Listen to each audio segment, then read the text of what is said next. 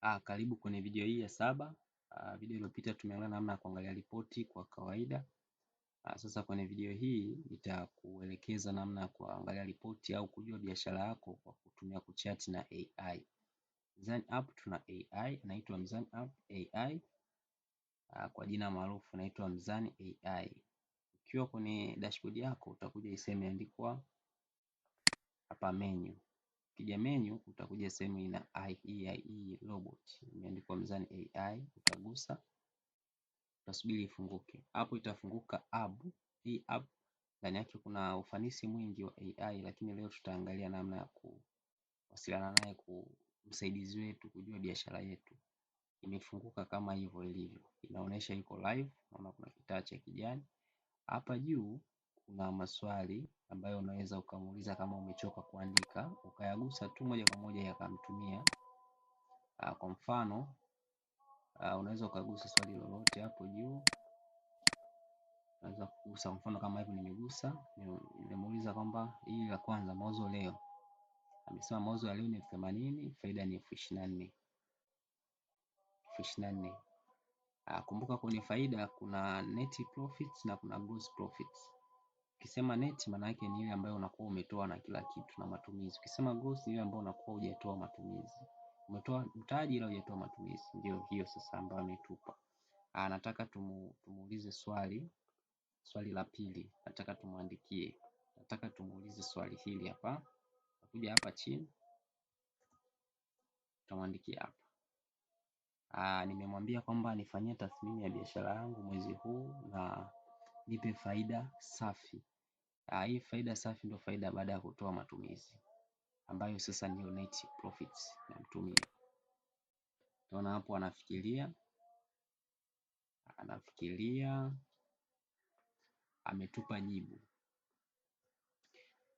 Anasema sawa kabisa. Hii hapa tathmini ya biashara yako kwa mwezi huu na faida safi. Anasema kwamba mauzo ya mwezi huu ni 80,000 ambao tushauza tu bidhaa moja ile ya mkoba, lakini anasema faida ghafi ni 24,000.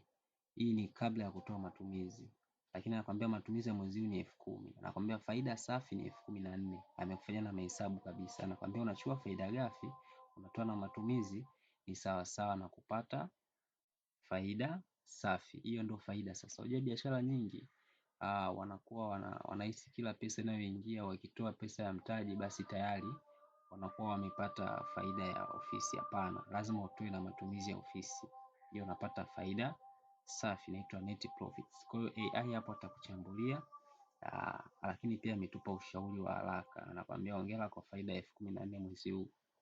Hii ni kwa sababu mwezi uliopita tulikuwa tujauza kwa hatuna faida. Kwa hiyo anaona kama tumeanza kwa hatua nzuri na ametupa hongera. Lakini pia anasema bidhaa bora iliyouzwa ni mkoba. Ameshatuambia hapa kwenye hii sehemu hapa, ametuambia bidhaa bora iliyouzwa. Amesema changamoto kubwa ambayo imetufanya tusifanikiwe kupata faida kubwa ni kwa sababu tuna bidhaa moja store, inabidi tuongeze bidhaa. Amesema inabidi tuongeze bidhaa, ni kitu cha muhimu sana. Lakini kitu kingine hapa chini anasema kwamba ni ushauri kupitia matumizi. Tuangalie matumizi, jaribu kubalance. Nataka tumuulize swali la pili, swali la tatu. Swali linasema niko tayari, na mwambia niko tayari nianze maswali kuhusu biashara yangu, nisaidie mawazo ya kuikuza. Sasa hapa nahitaji yeye aniulize maswali na anisaidie namna ya kuikuza. Tuone atanijibu nini. Nimemtumia, anasubiri, anafikiria hapo, anaumiza kichwa. Okay. Akaniambia vizuri sana, nimefurahi kusikia uko tayari kukuza. Ametaja jina la duka moja kwa moja. Kulingana na data ulionipa ya mkoba unafanya vizuri, ndio unachochangia mauzo yote. Hapo anasema biashara hiyo, bidhaa ya mkoba ndio inochangia mauzo tu ya nini, ya mtaji. Lakini anakwambia kwenye ananipa ushauri hapa, anasema ananipa ushauri hapa, anasema bidhaa mpya kwa kuwa bidhaa moja ndio iko store, na tunashauri kwamba tutafute bidhaa, tuongeze bidhaa store. Lakini ushauri mwingine anaonipa hapa ni soko na wateja. Anasema kwa sasa unawafikiaje wateja wako? Hilo ni swali ambalo ameniuliza. Alafu ananipa ushauri. Je, unafikiri njia mpya ya kuwafikia wateja wengi zaidi, mfano mitandao ya kijamii?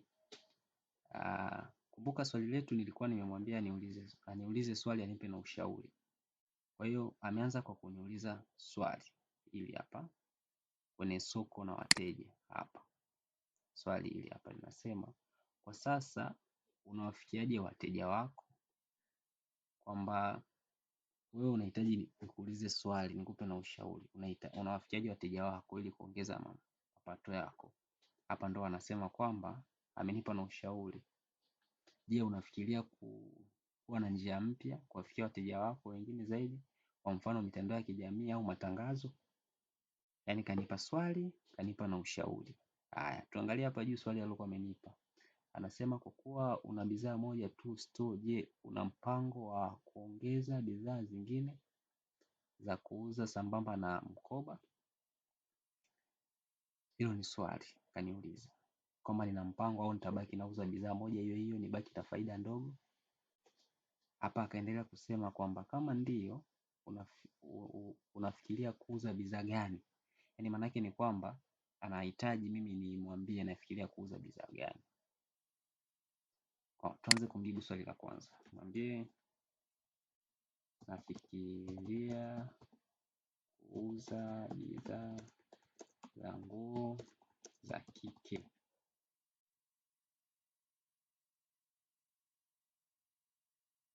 Nguo za kike. Tumjibu na swali la pili hapa hapa. Anamwambia kwamba pia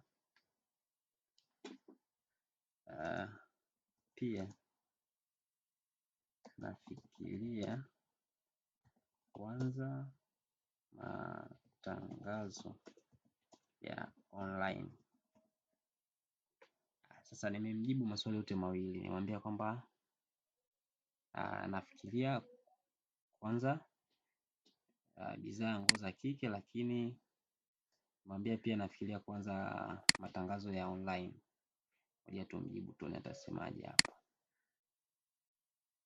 Naona nafikiria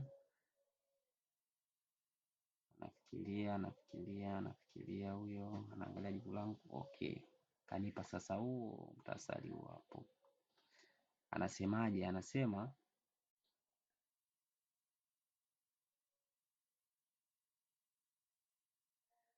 okay, hapa ananipa ushauri sasa kulingana na majibu.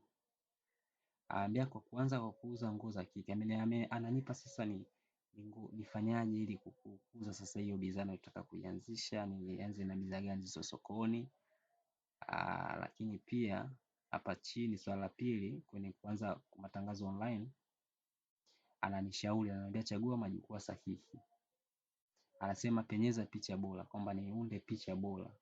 Lakini pia anasema anza na bajeti ndogo, kwamba sio lazima usubiri bajeti kubwa ndio uanze matangazo. Anza na bajeti ndogo. Halafu pia ananiambia nifuatilie order za online. Lakini ananiambia nikumbuke matumizi, nipunguze matumizi. Nikumbuke nisiwe na matumizi makubwa. Alafu hapa chini anasema muhimu kwa faida safi, yani net profit. Kadri unavyoongeza bidhaa na matangazo, hakikisha unafuatilia kwa karibu mauzo na matumizi yote ili kuhakikisha faida ni safi. Anasema sasa kadri tunavyoanza kutangaza bidhaa zetu mtandaoni, tuhakikishe tunaanza kufuatilia kwa karibu mauzo na matumizi kwa ajili ya kukuza biashara yetu. Lakini kitu anachomalizia hapa anatuuliza, je, unajua umuhimu wa kufuatilia taratibu za kodi na sheria za biashara Tanzania? Anasema jifunze zaidi hapa. Kwa hiyo maana yake ni kwamba ameona sijaongea kuhusu kitu cha msingi labda kingine cha kujua sheria na taratibu.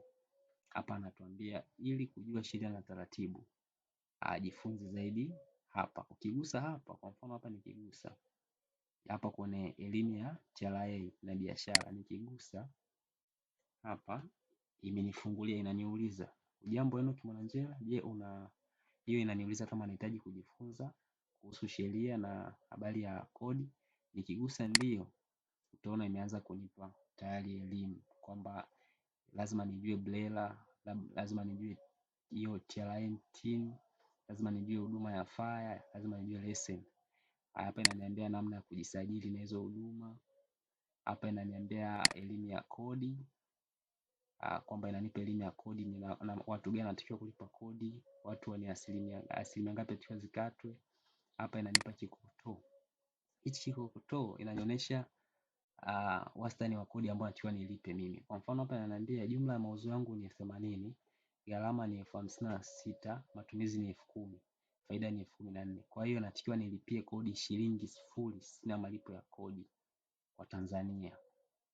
Lakini hapa ananipa ripoti, kama watu wa kodi wakihitaji ripoti ya kupeleka TRA, kaniandalia ripoti ya biashara yangu. Kwa mimi nitaweza kudownload hapa chini. Nikidownload moja kwa moja itakuja kwenye PDF, kwa hiyo nitaweza kuiwasilisha kwa watu wa kodi. Kwa hiyo itanionyesha mimi hapa sasa hivi makadirio yangu ya kodi ni 0. Kwa hiyo unaona, ukitumia mzani hapo, AI anaweza kuchambulia mpaka malipo yako ya kodi, ila hii haijaunganishwa na TRA. Kwa hiyo ni uchambuzi tu wa biashara yako. Karibu sana, karibu sana. Lakini hapa nakwambia epuka matapeli, usilipe kodi au usajili kwa namba ya simu ya mtu binafsi. Serikali ya Tanzania hutumia control number pekee. Umeona hapa maelekezo haya hapa chini. I say huyu AI ni bomba sana.